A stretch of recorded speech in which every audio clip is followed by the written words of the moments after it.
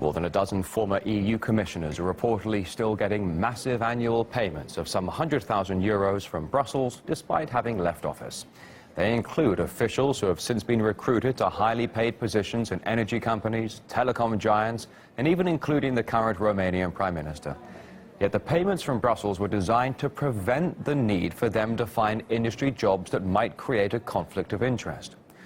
Now, the ex-officials served under former European Commission President José Manuel Barroso, who himself has got onto a controversial role as advisor to banking titan Goldman Sachs.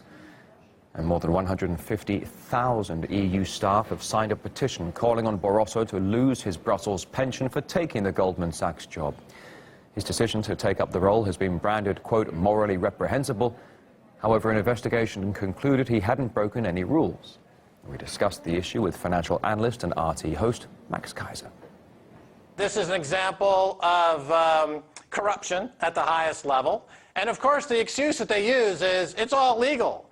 It's legal. I'm doing something legal. Well, everything Al Capone back in the 30s in gangland America was legal. There had to be a will to go after him by the Justice Department, and they found a route charging him with tax evasion. The best way to avoid this type of corruption is to stop allowing bankers to write the laws that govern them and the people who enable this to happen, like government officials. Then you will see an end to this revolving door of quid pro quo, crony capitalism, and corruption.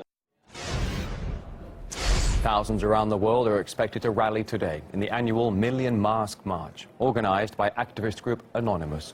Protests are expected in Europe, America, and Australia. And ahead of the demonstration in London, police issued a warning to citizens after last year's protests turned violent. Last year we saw participants causing criminal damage to public property, smashing the windows of businesses and attacking police officers, all while harassing and intimidating families. My message is simple. If you commit criminal acts that is not peaceful protests, then you are liable to be arrested. Whose street? Our street! Whose street? Our street!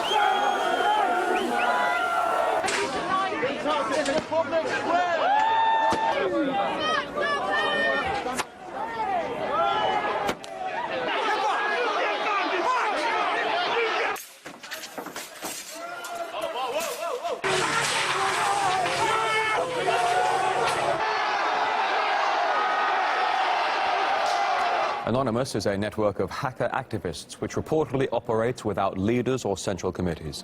It protests state corruption as well as growing surveillance by governments and online censorship. The group has attacked government websites as well as multinationals like Visa and MasterCard. Anonymous activists are also known to back the Wikileaks project and pro-democracy Occupy movement. And we talked to Anonymous activist Alex Poucher on why they're taking a stand.